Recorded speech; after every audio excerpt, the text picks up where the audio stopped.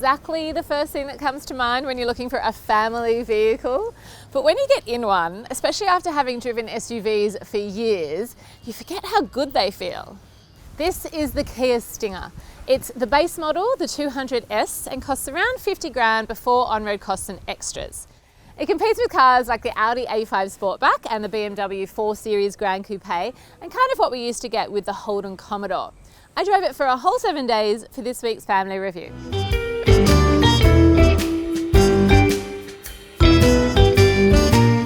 For a more detailed review, head to the CarsGuide website, and if you're watching this on YouTube, hit subscribe for more videos. You can tell they're going for a premium market with the new Stinger. It's had a subtle makeover and could almost be mistaken for something European. It's sleek and sporty, and it looks sophisticated and great on the road, especially in this colour.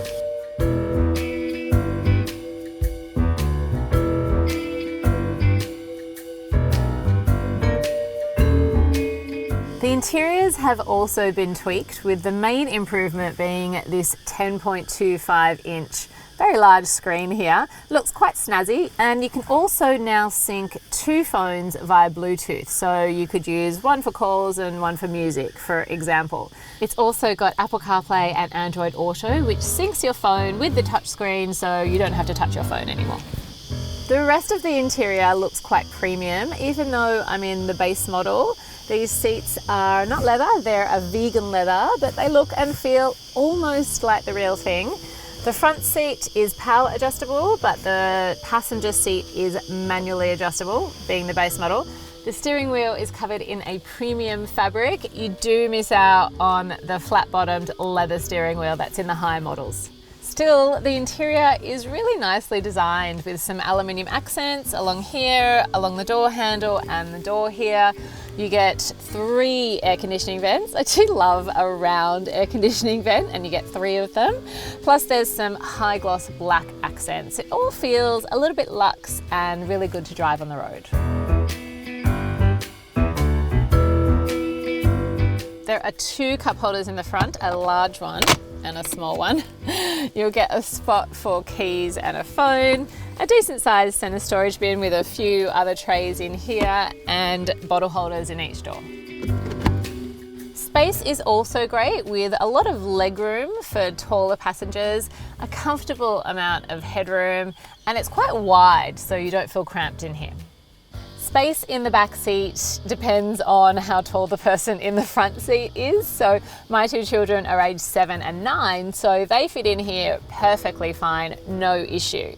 If you've got longer legs, you might find it a little bit squishy, but I still think you'll be fine back here for shorter journeys.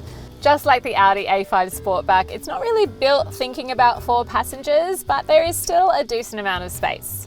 Rear passengers will get 2 cup holders in the centre armrest, and you'll also get directional air vents with fan control, plus pockets on the backs of the front seats. The boot is a very decent size, but it is smaller than the Audi A5 Sportback and the BMW 4 Series Gran Coupe. At 406 litres, it will fit a large suitcase really easily. It'll take a pram. You can get school bags, grocery bags, or sporting equipment in there. It's quite wide and long rather than high like an SUV. So while it is on the smaller side, it's still enough. Driving the Stinger is a pleasure. This 200S model has a 2-litre 4-cylinder engine, which is the smallest in the range. Most of them are a V6, but this is nice and agile.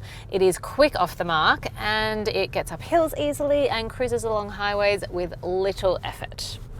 It handles really nicely around corners, and it just feels really good to drive, especially when you are used to driving bulky SUVs around. This just feels a lot smoother, and I think you forget how good a regular car can be when you've been driving SUVs the whole time. It's a premium driving experience, and I would compare it to a European car rather than a Japanese or another Korean car. There is no all-wheel drive on this model. Fuel consumption is a claimed 8.8 litres per 100 Ks, and I did about that. I averaged 8.9 litres per 100 Ks over the week.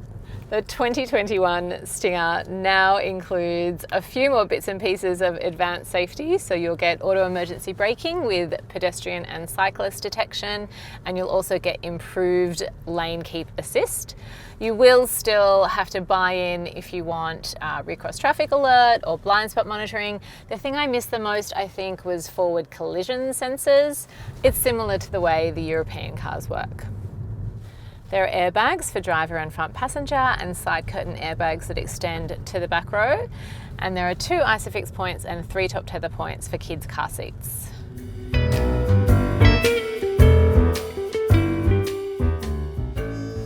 Parking is good in the Stinger. The steering wheel turns nice and easily, and there's a really high-res reverse parking camera to help you out.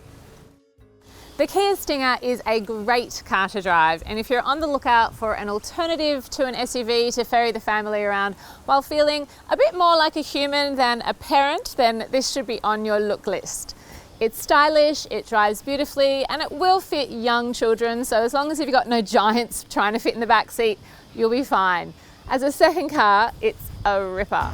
I gave it a family rating of 8 out of 10, and my kids gave it the same. I actually liked the change of shape.